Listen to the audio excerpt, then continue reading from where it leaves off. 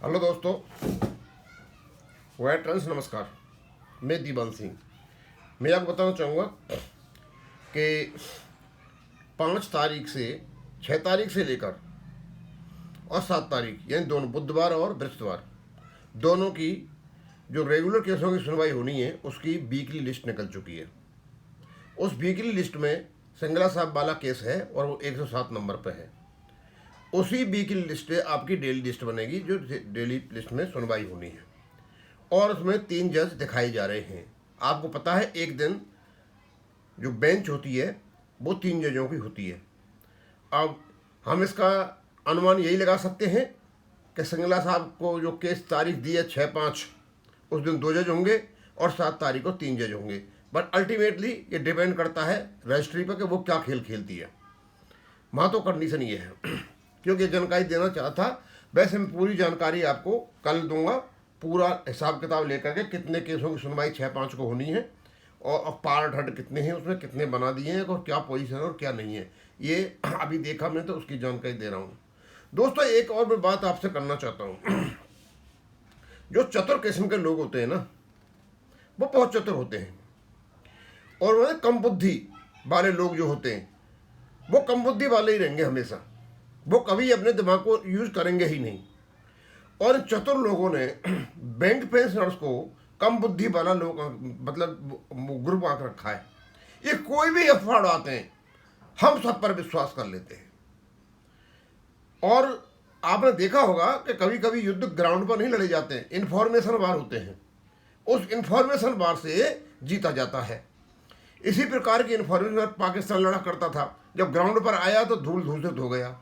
इसी इंफॉर्मेशन बार को अमेरिका लड़ रहा था, लेकिन ईरान ने इसके तोते उड़ा दिए। यही इंफॉर्मेशन बार यहां हमारे बैंक पेंशन में चला हुआ है। जब इन लोगों ने देखा कि जो फंड थ्योरी है वो ध्वस्त हो गई है, तो दूसरे प्रकार से फंड थ्योरी यहां चला दी और बड़े बड़े जानकार लोग, जिनके नाम बताऊंगा हमें, बड़े बड़े जानकार लोग उस थ्योरी में फंस गए और हिसाब किताब देने लग गए कि इतना खर्चा होगा, उसमें इतना हो जाएगा, इस बैंक में इतना हो जाएगा, इसमें इतना हो जाएगा, इसमें। मैं तो अचंभे में हूं यार। और मैंने देखा कि 30 तारीख को ऑलरेडी सुप्रीम कोर्ट ने कह दिया था भाई 1 मई की छुट्टी है, 30 तारीख को सुनवाई नहीं करा रहे और कोई रेगुलरिस्ट किसी की है भी नहीं। अफवाह उड़ाई गई। मनीष सिंघवी ने 30 तारीख को जाकर के एडजमेंट ले लिया, इसलिए 30 तारीख को सुनवाई नहीं हो रही है। मैं तो अचंभित हूं इन लोगों के इंटरप्रिटेशन से कि यार ये कर कैसे लेते हैं, ये इतनी झूठ बोल कैसे लेते हैं। कोई कुछ कहता है उसी चीज को उड़ाते रहते हैं। मैं 2-4 वीडियो डालूंगा, मैं बताऊंगा। यदि आपका यही लेवल है फिर तो कमेंट करना बंद कर दीजिए। बुद्धि को यूज नहीं कर रहे हो तो फिर रहने दीजिए, कोई बात नहीं है। लेकिन इस फंड थ्योरी को दोबारा दूसरे तरीके से मत घुसाइए। 95,000 करोड़ की फंड थ्योरी घुसवा दी और लोग उसका कैलकुलेशन कर रहे हैं। मैं दिखाऊंगा कौन कौन है, और वो समझदार लोग और हैं, वो कैलकुलेशन कर रहे हैं कि पूरा खर्चा इतना पड़ेगा, उसका इतना पड़ेगा, बैंकों में इतना पड़ेगा, उस पर इतना पड़ेगा। अरे यार कोई बात ही नहीं है, कहाँ से तुम्हारी 95,000 करोड़ आ गए।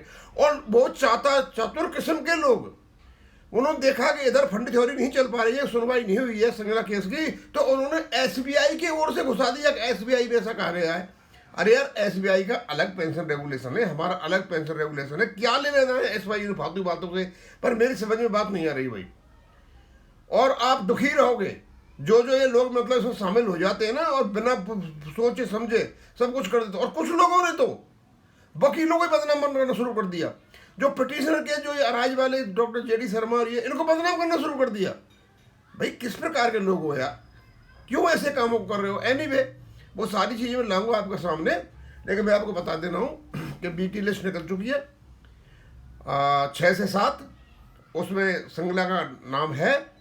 और बीटी लिस्ट जो निकलेगी आपकी उसमें सीधी सी बात है 3 जजों का नाम होगा। कन्फ्यूजन न क्रिएट करें। इनमें से एक दिन 2 जजों की बेंच होगी, एक दिन 3 जजों की बेंच होगी।